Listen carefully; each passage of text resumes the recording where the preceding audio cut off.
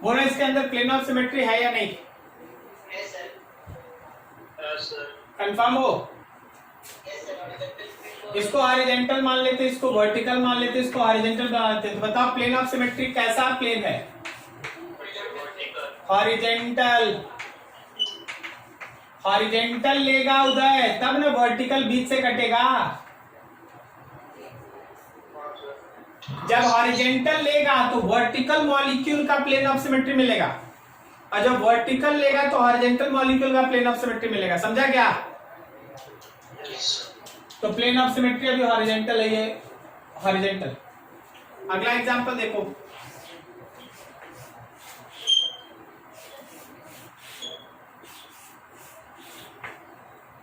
यहां पे OH है,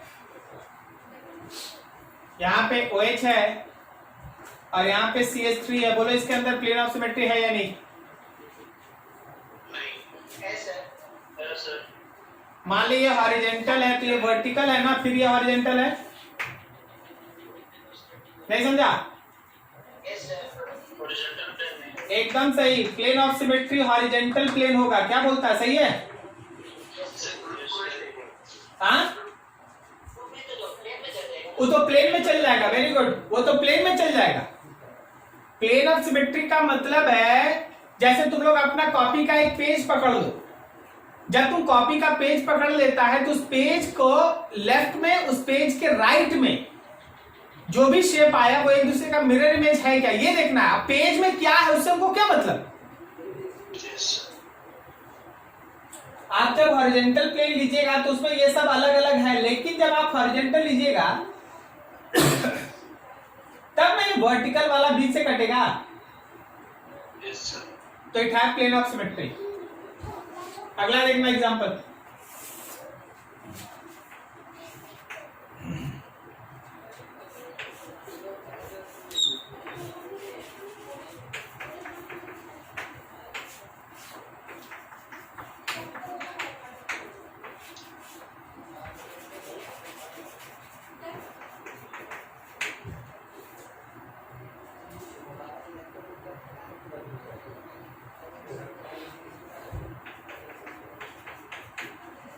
बोलो इसमें प्लेन ऑफ सिमेट्री है या नहीं?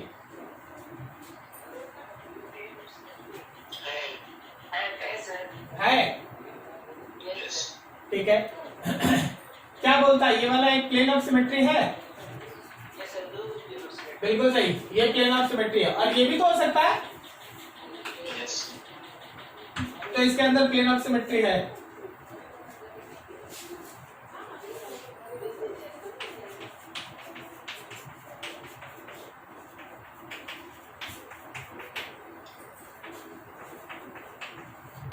बोलो प्लेन ऑफ सिमेट्री है या नहीं?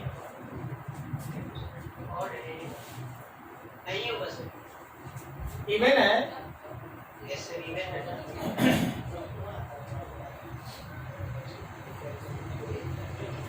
क्या ये वाला और ये वाला सेम प्लेन में है? नहीं सर। नहीं है, तो इसके अंदर प्लेन ऑफ सिमेट्री नहीं होगा।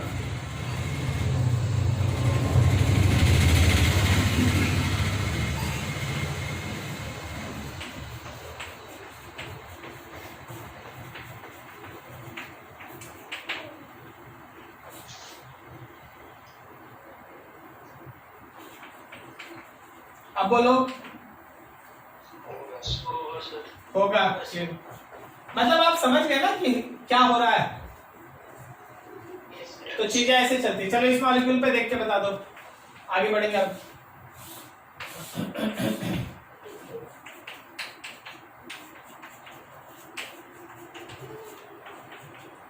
बोलो प्लेन ऑफ सिमेट्री है या नहीं? है सर। सही ना? बट एक एच वाला को भी हो जाएगा। ये वाला बोल रहे हो? Yes sir. ये वाला लेगा तो ये वाला इसके साथ कैसे इमेज है?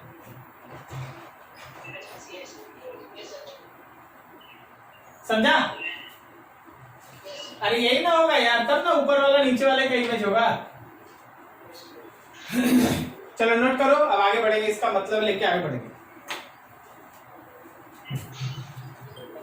आराम से देखो और समझो। कोई भी जो मॉलिक्यूल दिया रहता है ना, जो सेक्शन आप डिस्कस करें उसके हिसाब से हम बाकी और बात करेंगे। तो मॉलिक्यूल दो तरह का होता है, one is called symmetrical and next is called asymmetrical.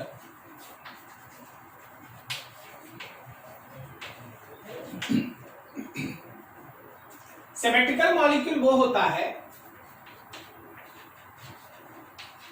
which have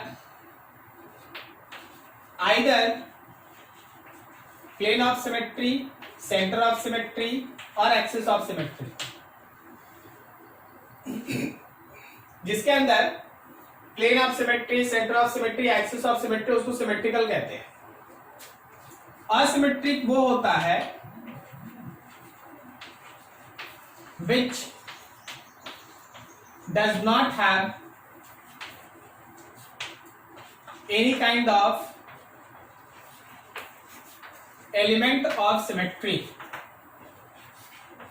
element of symmetry, जिसमें किसी भी तरह का एलिमेंट ऑफ सिमेट्री मौजूद ना हो, वो कहलाता है asymmetric molecules. Asymmetric molecules, asymmetric molecule हमेशा ऑलवेज शोज ऑप्टिकल एक्टिविटी, मतलब असिमेट्रिक मॉलिक्यूल ही हमेशा ऑप्टिकली एक्टिव होता है। असिमेट्रिक मॉलिक्यूल जिसमें plane of symmetry, centre of symmetry मौजूद ना हो, उसी पर्टिकुलर मॉलिक्यूल के अंदर ऑप्टिकल एक्टिविटी देखने को मिलता है। मतलब अगर हम उससे प्लेन पोलराइज्ड लाइट को पास करेंगे, it will rotate electric field either clockwise और एंटी क्लॉकवाइज। क्या ये लाइन समझ में आया? लेकिन जो मॉलिक्यूल सिमेट्रिक होता है does not shows optical activity, वो कभी भी ऑप्टिकल एक्टिविटी शो नहीं करता, मतलब ये तुम्हारे ऑप्टिकल आइसोमेरिज्म का पार्ट नहीं है। असिमेट्रिक मॉलिक्यूल में भी जरा ध्यान देना, if any molecule have only one chiral centre, तुम ही सोचो ना, केवल एक कायरल सेंटर है, अगर केवल एक कायरल सेंटर है तो चारों ग्रुप अलग है, क्या समझा? और अगर चारों ग्रुप अलग है तो सिमेट्रिक होगा कि असिमेट्रिक? असिमेट्रिक होगा। इफ एनी मॉलिक्यूल है ओनली वन, क्या हुआ? इफ एनी मॉलिक्यूल है only one chiral centre, it must be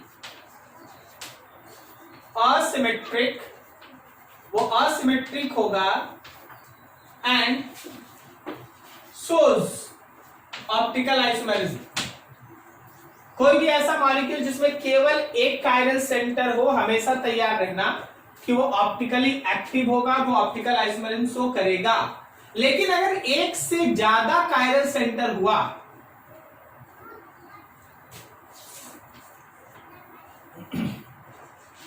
if any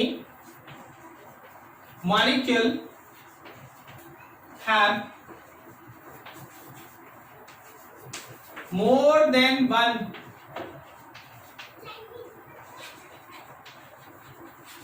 chiral center, if any molecule have more than one chiral center, it may or may not be asymmetric, वो symmetric हो भी सकता है, नहीं भी हो सकता है। so it may or may not shows optical isomerism। एक से ज्यादा कायरल सेंटर होने से वो सिमेट्रिक हो भी सकता है, नहीं भी हो सकता है। तो वो हम लोगों का मॉलिक्यूल ऑप्टिकल आइसोमेरिज्म शो भी कर सकता है, नहीं भी कर सकता है। तो देखो बोर्ड पे जितना भी चीज लिखा है, तुम देखो कि मॉलिक्यूल के ऑप्टिकल आइसोमेरिज्म शो करने के लिए सबसे नेसेसरी क्या कंडीशन है? असिमेट्रिक। अगर असिमेट्रिक है तो चाहे एक कायरल सेंटर हो या एक से ज्यादा कायरल सेंटर हो, वो ऑप्टिकल आइसोमेरिज्म शो करेगा, और अगर वो सिमेट्रिक है तो ऑप्टिकल आइसोमेरिज्म शो नहीं करेगा। So overall if any molecule is asymmetric,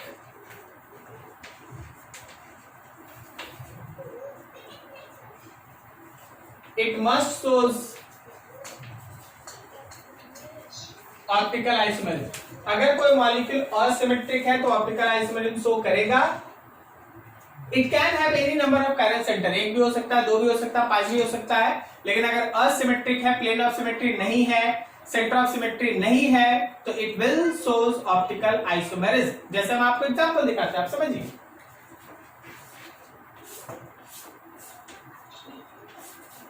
देख यहां OH, यहां OH डाल दिए, यहां CH3, यहां CH3 डाल दिए, यहां H, यहां H डाल दिए। क्या इसमें दो गो कायरल सेंटर है? लेकिन इसमें है मौजूद एक प्लेन ऑफ सिमेट्री। क्या बोलता है, सही है? तो ऑप्टिकली इनएक्टिव, या ऑप्टिकली इनएक्टिव है, दो कायरल सेंटर होने के बावजूद ऑप्टिकली इनएक्टिव। अब इसको देखो, यहां OH, यहां H, यहां CH3, यहां डाल दिए C2H5, यहां H और यहां OH, फिर से इसमें दो कायरल सेंटर। क्या बोलता है, इसमें प्लेन ऑफ सिमेट्री होगा? नहीं होगा, नहीं होगा, इसमें प्लेन ऑफ सिमेट्री मौजूद नहीं है। सो ऑप्टिकली एक्टिव, ये ऑप्टिकली एक्टिव है, ऑप्टिकल आइसोमेरिज्म शो करेगा। क्या दिख रहा है आपको, समझ में आ रहा है क्या हो रहा है? चलिए नोट कीजिए इसको। अब धीरे धीरे और आगे बढ़ते हैं।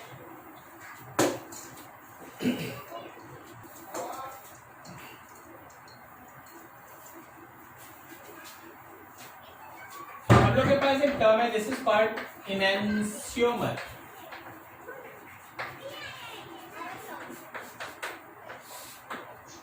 Enantiomers are optical isomers which are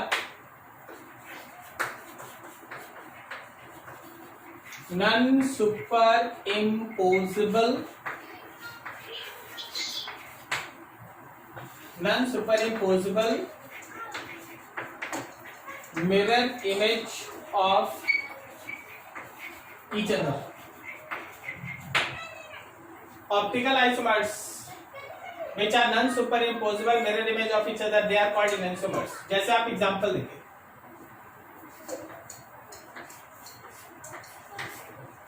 यहाँ CH3 है, यहाँ H है, यहाँ OH है, और यहाँ पे मान लो C2H5, और इसी का एक और मॉलिक्यूल है, ऐसा है, CH3 है, C2H5 है, OH है और H है। ये दो मॉलिक्यूल है आपके पास, ये दो मॉलिक्यूल है। कितना मॉलिक्यूल है आपके पास? फिर से बोल दो, कितना मॉलिक्यूल है आपके पास? दो है। लेकिन देखने से ऐसा लगता है कि एक जो है वो दूसरे का इमेज है। मान लो ये मिरर है, तो लगता है कि ये एक दूसरे का इमेज है। क्या सही बोल रहे हैं? ठीक है यहाँ दो मॉलिक्यूल, यहाँ दो मॉलिक्यूल। हम वापस बोलना चाहेंगे ए और बी दो मॉलिक्यूल। ऐसा मत सोचना कि एक मॉलिक्यूल और एक इमेज है। जैसे तुम अपने मिरर के सामने खड़ा है और तुम अपना इमेज देख रहा है, वहां पे कितना पर्सन है? एक ही पर्सन है, दूसरा उसका इमेज है। लेकिन यहाँ वैसा नहीं है, यहाँ पे है दो पर्सन, यहाँ पे है दो पर्सन, लग रहा है कि they are mirror image of each other. क्या सही है? ठीक है, तो यहाँ पे दो मॉलिक्यूल्स है, यहाँ पे दो मॉलिक्यूल्स है, they are suppose to be a mirror image of each other, they are mirror image of each other. अब क्या करना है कि एक को ऐसे पकड़ ले, दोनों तरफ से ऐसे उठा और इस पे रख दे। क्या बोलता, पूरी तरह से सुपरिम्पोज कर जाएगा? नहीं करेगा। So they are non superimposable mirror image. They are non-superimposable mirror image. They are enantiomers. They are enantiomers. ठीक है, अगला एग्जांपल देखो.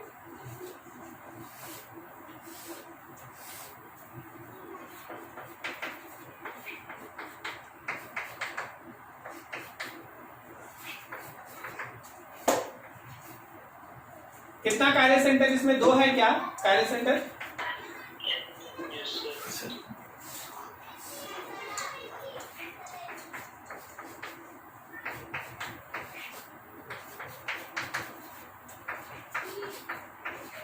इसमें भी 2 है ना मिरर इमेज, 2 है chiral centre.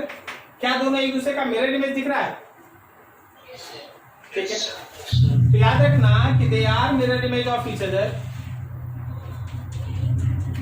As well as अगर एक को उठा के दूसरे पे रख लो तो नॉन सुपरइम्पोजेबल भी है, तो ये कॉन्सेप्ट इस पे भी लगेगा. हम बोले कि they are non superimposable mirror image of each other. एक को उठा के दूसरे पे रख लो, सुपरइम्पोज नहीं करेगा पूरी तरह से, सो दे आर एनेंसोमेरिक पेयर्स. एनेंसोमर्स है, समझा? सुनाई दिया सबको? ठीक है, अब थोड़ा और इससे आगे बढ़ो. टर्म एग्जिस्ट करता है, this is called meso compound. Meso compound किसको कहते हैं वो सुनना. मेसो कंपाउंड वो है having 2 chiral centers but due to plane of symmetry it is optically inactive.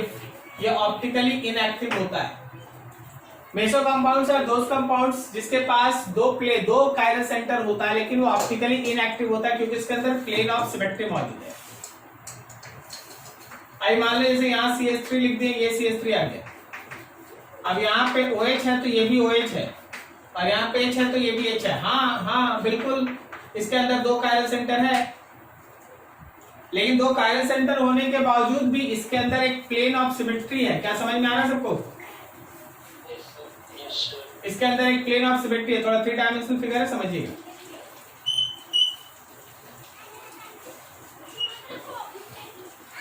Clear है ना? इसके अंदर एक प्लेन ऑफ सिमेट्री है जो दिखाता है कि ऊपर वाला नीचे वाले का मिरर इमेज है या नीचे वाला ऊपर वाले का मिरर इमेज है. So it is called meso compound. Meso compound optically active होता है या इनएक्टिव? ऑप्टिकली इनएक्टिव होता है. अच्छा, ऑप्टिकली इनएक्टिव वर्ड का मतलब क्या है?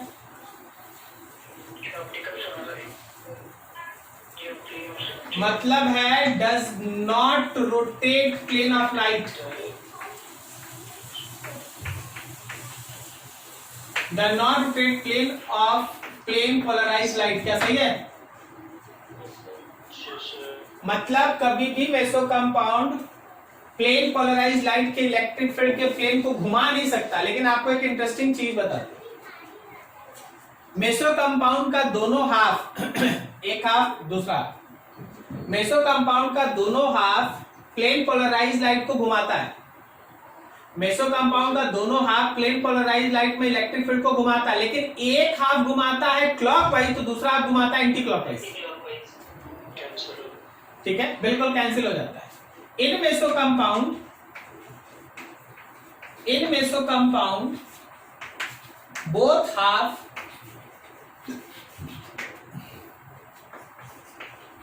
rotates plane polarized light in opposite direction. So its overall rotation on plane polarized light is 0. इसको कहते हैं इंटरनल कंपनसेशन. मतलब ये कि मॉलिक्यूल का एक हाफ दूसरे हाफ के रोटेशन को कैंसिल कर दिया। मान लो ऊपर वाला हाफ रोटेट कराया क्लॉकवाइज, तो नीचे वाला हाफ रोटेट करा दिया एंटी क्लॉकवाइज। समझे क्या? ऊपर वाला हमेशा कैसे रोटेट कराएगा? जरूरी नहीं है, यही बोल रहे हैं, यही बोल रहे हैं कि जरूरी नहीं है क्लॉकवाइज, जिधर भी घुमाएगा नीचे वाला उल्टा घुमाएगा। समझे क्या? तो ये कहलाया मेसो कंपाउंड। अब देख एक टर्म एग्जिस्ट करता है, this is called racemic mixture.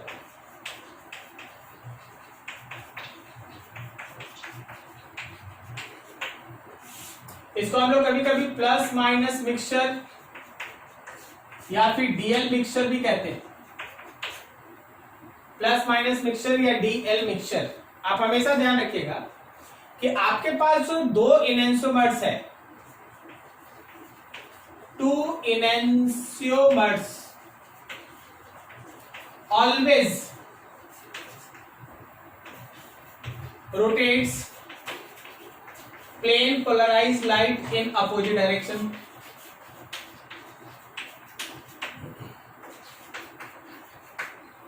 दो इनेंसियोमर हमेशा प्लेन पोलराइज लाइट को अपोजिट डायरेक्शन में घुमाता है। दो इनेंसियोमर हमेशा प्लेन पोलराइज लाइट को अपोजिट डायरेक्शन में घुमाता है। Two enantiomers always rotates plane polarize light in opposite direction, but in any mixture if two enantiomers are formed in equal proportion, अगर दो enantiomer इक्वल प्रोपोर्शन में बन जाए, then due to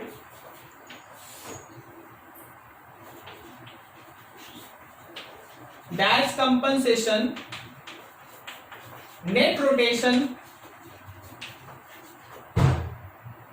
on plane polarized light is zero. That mixture is called racemic mixture. Is called racemic mixture. दो इनेंसियोमर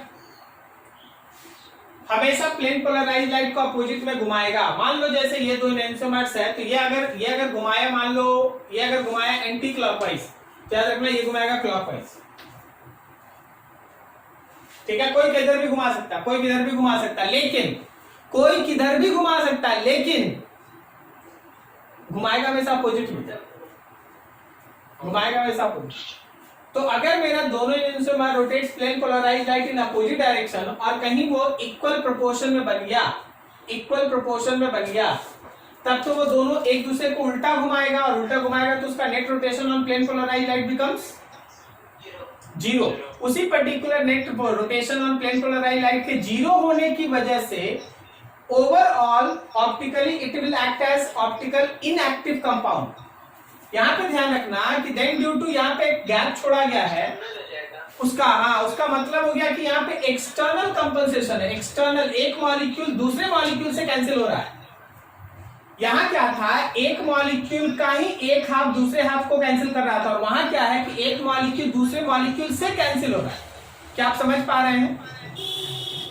ठीक है ना? तो ये है तुम्हारे पास एक फंडामेंटल थ्योरी, ध्यान रखिएगा। उसके बाद आगे देखते हैं, नोट करो। नेक्स्ट कॉन्सेप्ट है हम लोगों के पास diastereo isomers.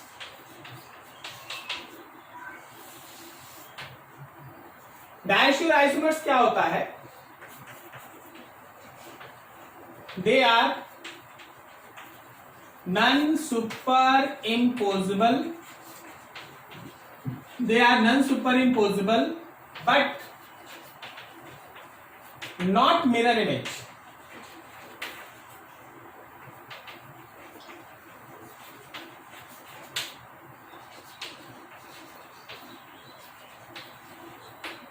They are non super imposable but not mirror image of each other. इसको आप ऐसे रीड करें कि मान ले जैसे यहाँ पे H है, यहाँ CH3 है, यहाँ OH है, यहाँ पे OH डाल दो, यहाँ पे C2H5 डाल दो और इधर H डाल दो और फिर बनाओ इसका मिरर इमेज। यहाँ OH है, यहाँ CH3 है, यहाँ H है, यहाँ पे C2H5 है, यहाँ H और यहाँ OH है, करेक्ट। ये दोनों एक दूसरे का मिरर इमेज है। चलो और बनाते हैं, दो और बनाते हैं, फिर ये चीज बता पाएंगे। मान लीजिए यहाँ पे OH है, यहाँ CH3 है, यहाँ H है, यहाँ OH है, यहाँ C2H5 है और यहाँ H है और फिर इसका बना दिए mirror image.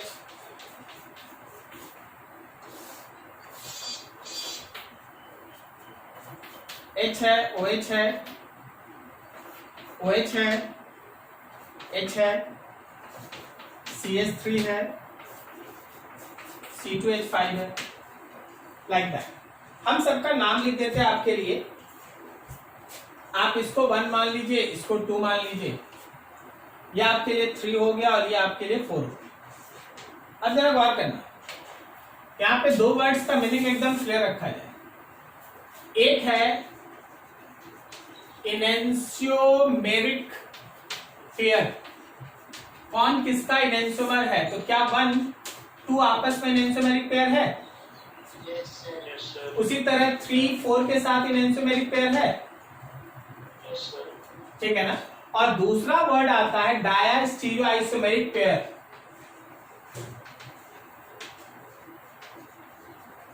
Isomeric pair, डायस्टीरियोआइसोमेरिक pair का मतलब क्या है, तो वो ऊपर लिखा है, वो एक दूसरे का नॉन सुपर इम्पोजिबल होना चाहिए लेकिन मिरर इमेज नहीं होना चाहिए। तो क्या आप देखिएगा 1 को 3 के साथ मिलाओ, 1 और 3 देखो, क्या एक दूसरे का मिरर इमेज है? नहीं है। लेकिन 1 को उठा के 3 पे रखो, 1 को उठा के 3 पे रखो, क्या सुपर इम्पोज कर जाएगा? नहीं सर, नहीं करेगा। इसी तरह तुम दूसरा देखो, 1 का 4 के साथ मैच करो तो क्या वो एक दूसरे का मिरर इमेज है? नहीं सर, क्या 1 को उठा के 4 पे रखेंगे तो सुपर इम्पोज कर जाएगा? इसी तरह देखना 2 को देखो 3 के साथ, 2 को 3 के साथ मिलाओ, क्या वो एक दूसरे का मिरर इमेज है? नहीं है सर, ना ही एक दूसरे पे नॉन सुपर इम्पोजेबल है, सही ना। इसी तरह 2 का देखो 4 के साथ, करेक्ट है। तो डायस्टीरियोआइसोमेरिक पेयर्स वो होता है जो एक दूसरे का नॉन सुपर इम्पोजेबल हो लेकिन मिरर इमेज ना हो। क्लियर? क्या बोला? इसमें तो सर नॉन सुपर इम्पोज भी नहीं होना चाहिए और मिरर इमेज भी नहीं, तो कैसे भी तो रैंडम मॉलिक्यूल में हो जाएगा। हाँ बिल्कुल होगा, मॉलिक्यूलर फार्मूला सेम होना चाहिए, मॉलिक्यूलर फार्मूला सेम होना चाहिए, ठीक है ना। मॉलिक्यूलर फार्मूला कोई भी रैंडम मॉलिक्यूल ले लो। इसीलिए तो डायस्टीरियोआइसोमर में इंटरेस्टिंग सुनना, ज्योमेट्रिकल आइसोमर्स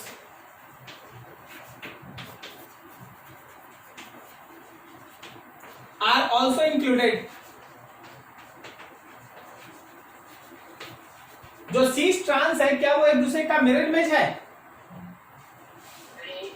नहीं है।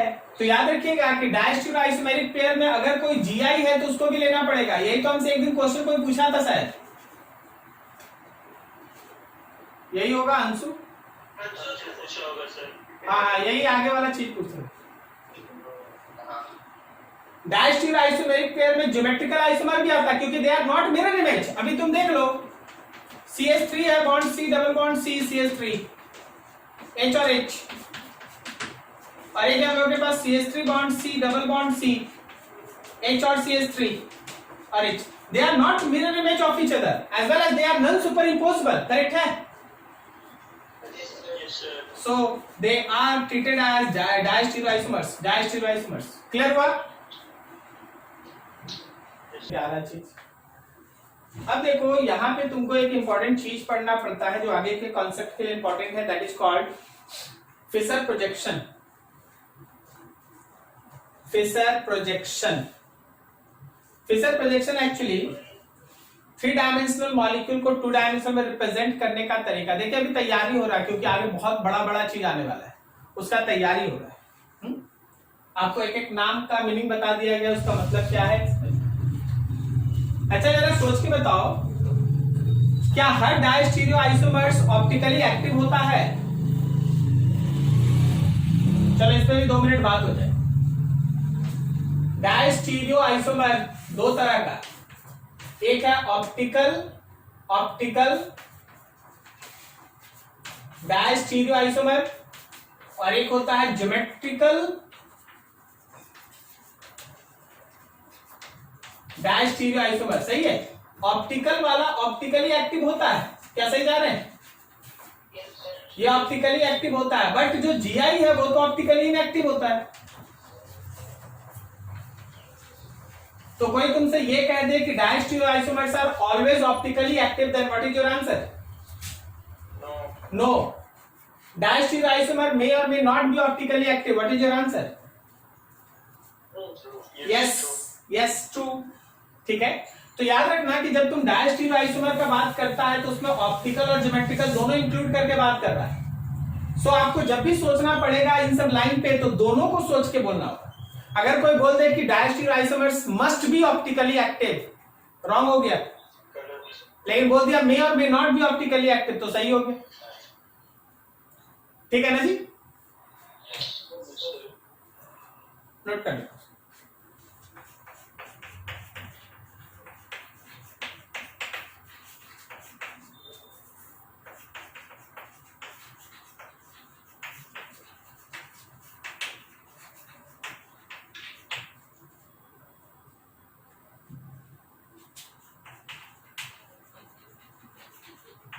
Fisher projection formula,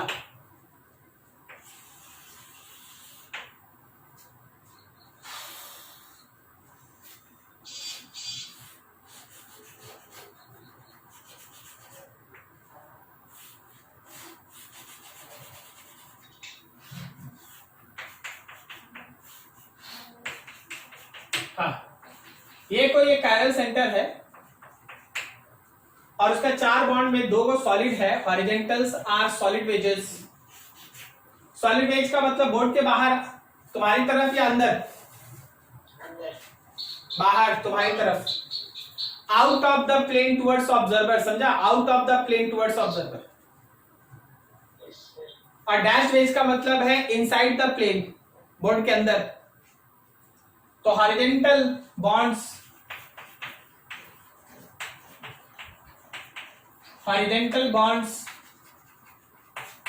out of plane,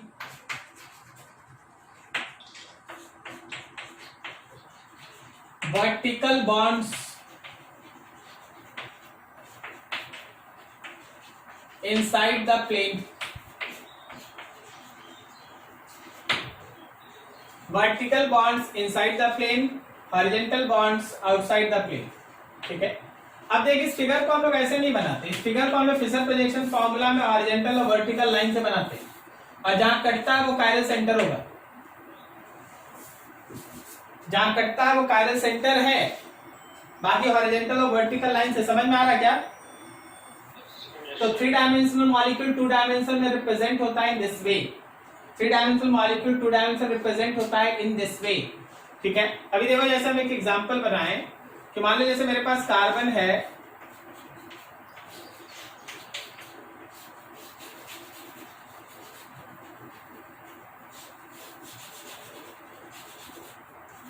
CH3 है, OH है, मान लो C2H5 है, सपोज यहाँ पे H है, तो इसका फिशर प्रोजेक्शन फॉर्मूला बनेगा ऐसा। ये रहा कायरल सेंटर, तो ये रहा भाई कायरल सेंटर,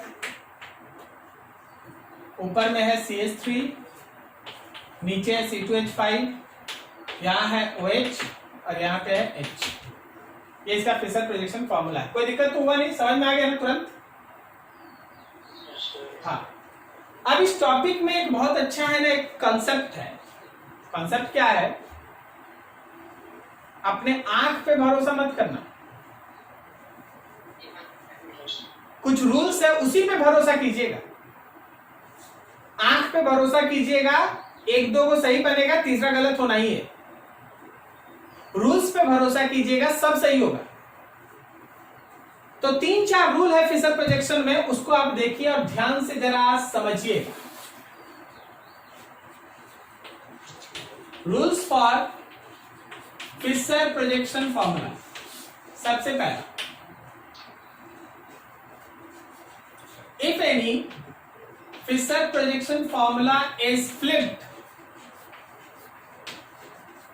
by 180,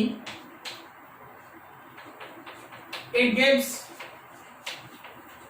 enantiomer। वो enantiomer देगा। इसका मतलब बताइए सर। देखिए जी,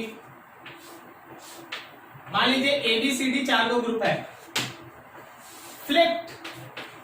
फ्लिपिंग का मतलब समझता है? पलट दो, इसको उठा के पलट दो, तो पलट देगा तो बन जाएगा ऐसा। डी इधर आ जाएगा, बी इधर आ जाएगा, ए ऊपर है, इसी नीचे। क्या बोलता? सही है। ये ए है तो ये एनेंशियोमर ऑफ ए है। क्या तुमको दिख रहा है एनेंशियोमर कैसे है? समझ में आ रहा है क्या? दिख रहा है ना? हाँ, non super imposable mirror image है, करेक्ट ना? ध्यान रखना, यही तो गड़बड़ है। दिख रहा है, दिखने पे मत जा, आगे देख। If any Fischer projection formula is rotated by 90 degree to 70 degree in its plane, it gives enantiomer। वो तुमको enantiomer देगा।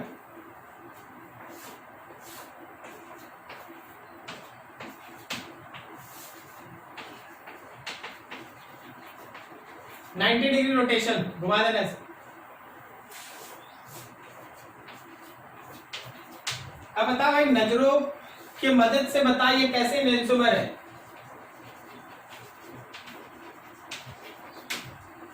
क्या बोलता है? एक दूसरे का मिरर इमेज है, नॉन सुपर इम्पोजेबल है। नहीं लगेगा यार, नहीं लगेगा। कारण ये है कि ये तुम्हारे नाक का खेल नहीं है, ये 3 डायमेंशनल मॉलिक्यूल है जिसको 2 डायमेंशन में तुम बना रहा है। हम आपको सब दिखा देंगे, 3 डायमेंशन करा के दिखा देंगे। लेकिन अभी तो आप ये समझिए कि अगर आप 90 डिग्री से घुमा देते हैं प्लेन में, मान लीजिए ऐसे घुमा दी, तो अगर वो ए है तो ये एनेंशियोमर है ए का। सर नहीं दिख रहा, सर पता नहीं चल रहा, मिरर इमेज है, लेकिन आप बोल रहे हैं एनेंशियोमर है। हम बोल रहे हैं, बिल्कुल बोल रहे हैं, रूल्स है यार। बोलेगा सर 3 डायमेंशनली जरा दिखाइए, 3 डायमेंशनली जरा दिखाइए। ये एकदम सही। ये जो ऊपर और नीचे वाला था, वो जैसे ही हॉरिजॉन्टल प्लेन में बदलता है ना, उसका पोजीशन बदल जाता है। ठीक है, इसलिए वैसे सोचना पड़ता है। तो आप रूल्स याद रखिएगा, 90 डिग्री घूमेगा एनेंशियोमर। अगर फ्लिप हो गया, पलट दिए तो एनेंशियोमर। तो 2 को और याद रखना। Third, if any Fischer projection formula is rotated by 180 degree, then its molecule remains same। क्या बोलो मन? ना कुछ बोला था अभी।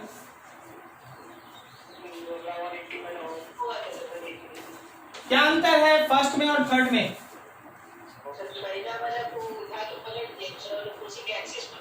Very good. पहला वाला क्या था ना, पहला वाला क्या था कि अगर ये है तो इसको पहले उठाओ और पलट दो, और दूसरा वाला क्या है कि इसको घुमाओ। समझा?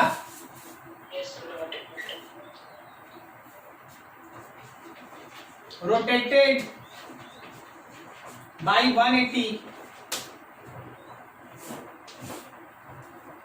ए नीचे, सी ऊपर and so on so on so on, A B C and D.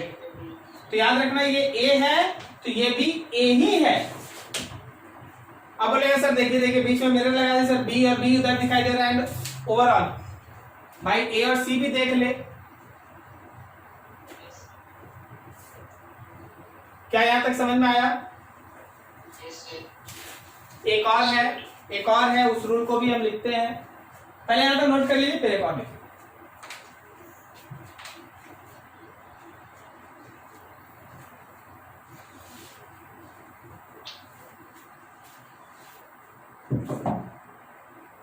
Fourth लिख,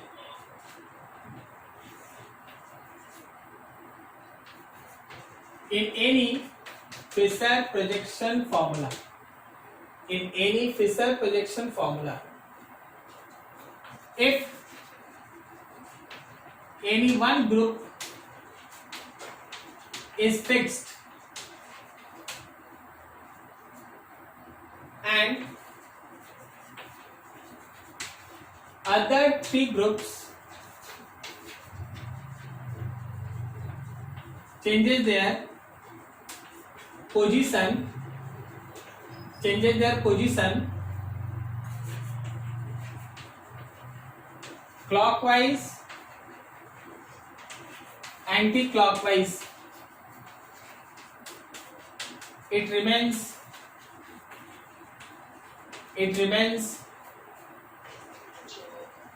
same molecule, सेम रहेगा। और ये तो बहुत ज्यादा यूजफुल होता है कंपटीशन पॉइंट ऑफ व्यू से, बहुत ज्यादा यूजफुल है जो अभी आप पढ़ रहे हैं। मतलब अभी आप ऐसे जगह पे अब इंटर करने जा रहे हैं जहां कंपटीशन लेवल का क्वेश्चन है ना ऑप्टिकल आइज में उनका बेहतरीन बनता है, इसलिए ध्यान रखिए। मतलब क्या बोल रहे हैं सर, देखिए ये ए है, ये बी है, ये सी और ये डी है। आप क्या करो, ए को अपने जगह पे फिक्स कर दो और फिर डी को बी के जगह पे, बी को सी के जगह पे और सी को डी के जगह पे ले जाओ। भले आपको कुछ भी दिखे, हमको मतलब नहीं है, आपको क्या दिखता है उससे हमको मतलब ही नहीं, लेकिन याद रखना कि अगर ये ए है तो ये भी ए ही है। समझे? कोई बोला है नहीं सर ऐसा नहीं बनाएंगे सर, ए है, बी है, सी है, डी है, आप क्या कीजिए सर डी को फिक्स कर दीजिए और ए को भेज दीजिए यहां, बी को यहां भेज दीजिए, सी को यहां भेज दीजिए।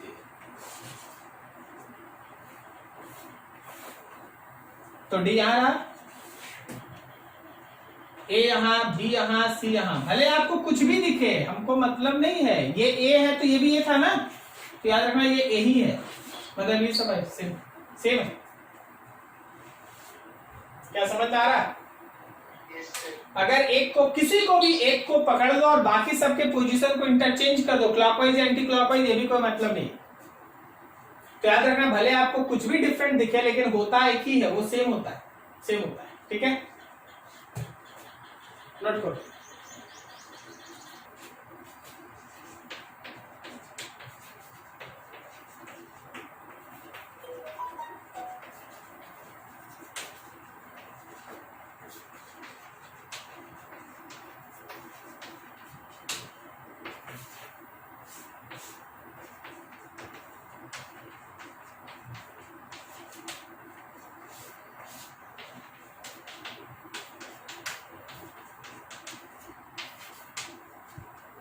तुमको बताना है ए और बी क्या है, इमेजिनरी पेयर है या सेम है।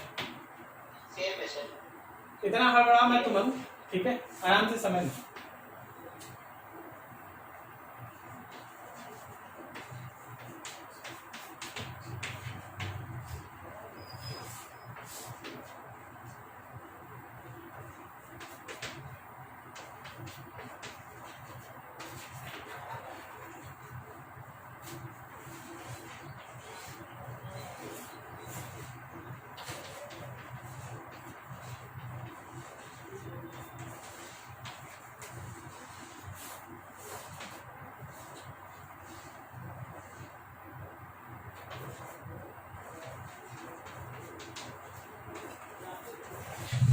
हाँ चलिए ये C है, ये D है, ये E है, ये F है।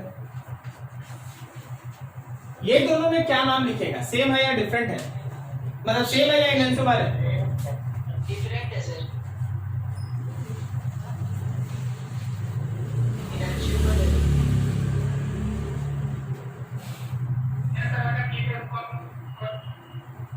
इनएंसोमर है। यस सर, 180 डिग्री रोटेट करो। 180 डिग्री? अच्छा सॉरी, 90, ये सर 180 डिग्री रोटेट हुआ तो सेम रह गया। 180 डिग्री कहाँ रोटेट हुआ? OH को कांस्टेंट सेम है सर। अगर एक को कांस्टेंट रखो OH को तो बाकी सारा तीनों पोजीशन। बिल्कुल सही, बिल्कुल सही। OH फिक्स्ड है और देख CH3। अच्छा एक मिनट का पोजीशन चेंज नहीं हुआ है ना। एक मिनट फिर से और देखते हैं।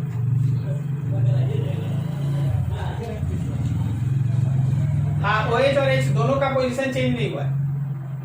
Yes sir. So they are different है।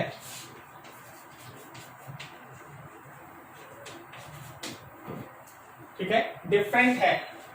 चलो अब यहाँ आओ, बोलो क्या हो रहा है? इनएंसोमर है। हमको लगता है सेम है। एक सेकंड नहीं सर, इनएंसोमर है। फ्लिप्ड है, फ्लिप्ड है ना? Yes sir. फ्लिप्ड है 180 से, समझ में आ रहा जी?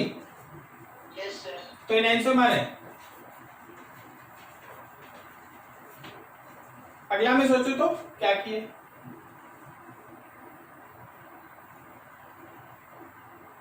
Cl देख फिक्स्ड है। Cl फिक्स्ड है। क्लियर फिक्स है, बाकी का पोजीशन में मतलब रोटेटेड है। बाकी का पोजीशन रोटेटेड है, तो सेम है ना? सेम मॉलिक्यूल है। Yes sir. Same molecule. आप समझ में आ रहा है? Yes sir. तो रूल, नियम कानून से आपको चलना है और उसी हिसाब से डिसीजन लेना है। ठीक है, आज के लिए बस यहीं तक। नेक्स्ट स्टेज से आगे बढ़ेंगे, यहीं से आगे बढ़ेंगे। ठीक है, बढ़िया से जितना चीज आज आपको सिखाएगा उतना याद करके बैठिएगा। क्लियर?